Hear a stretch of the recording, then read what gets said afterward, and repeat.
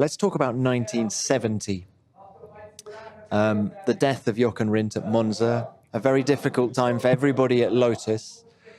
How difficult was it for you? Because you were only 24 at the time and with so little experience as well.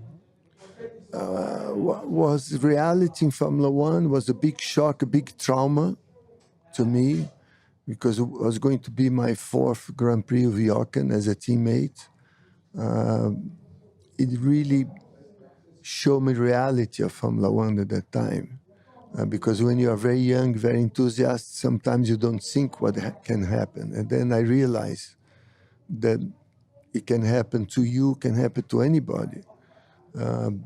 I would say the 60s were more dangerous than the 70s, but for me it was a big trauma. And the end of 72, Colin Chapman come to me and say, Emerson, I'm getting so close to you, I'm afraid that I can lose one day. And that was another trauma to me. And that was reality of Formula One that time. But when you leave the pit, you have to be focused on giving yourself to the sport that we love. I know that was tough, but you cannot think what happened. And they have to go focus and go for the next situation. But few times I nearly stopped at that period of time. It was very difficult. 11 Formula One drivers died during your 10-year career. How did you justify the risks in your mind? You know, we're fighting to improve the safety, led by Jack Stewart and Joe Bonnier, Grand Prix Driver Association. I give 100% support of myself. We knew that we could improve safety, and there was what you call a risk of the sports, but there was some risk that we should not accept, like a bad ankle barrier, not the right medical assistance, not the right rescue team on the track. We are fighting against these things, and we're improving a lot. But the risk of driving fast, the racing car exists all the time. You have to accept. Sometimes when I leave home on Thursday, I was thinking, I'm going to be back Sunday or not. But when I arrived at the paddock, I was focused on going fast and trying my best that I could do it.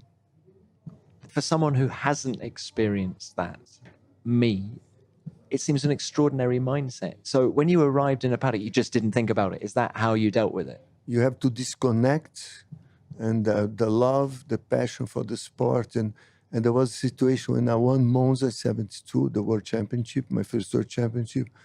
I live in Lausanne, in Switzerland. I drove, we had a big party Sunday night with all the Brazilians, you know, the friends, Team Lotus, everybody. I drove home in the morning. I had lunch in Lausanne with my father and my brother, and I told my father, I'm retired. They looked to me and said, you are retired? I said, yes, what else I want? I left Brazil to be a Grand Prix driver. I'm a world champion. What else I want in life?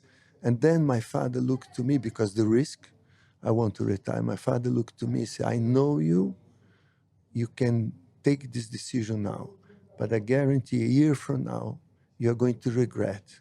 My son, continue racing because you're going to regret your decision now. And he was right. But your father was for people who don't know, was a motorsport journalist and passionate about racing. So was he being objective enough when he was saying that? He knew myself, and he knew that I was not going to live without racing, without driving. I was only 25 years old. At that time, you know, all the dramas that I went through from 97 to 72, there was a lot of dramas with friends that I lost. And then I said, well, I'm going to continue. I'm world champion. What else I want? And then my father gave the right advice to me. It was the right advice. 100%, because I know if I would stop, I would be frustrated. Then I want to go back and race again. And I would go back, but then you have the gap that sometimes it's difficult to go back again in racing. It's very difficult.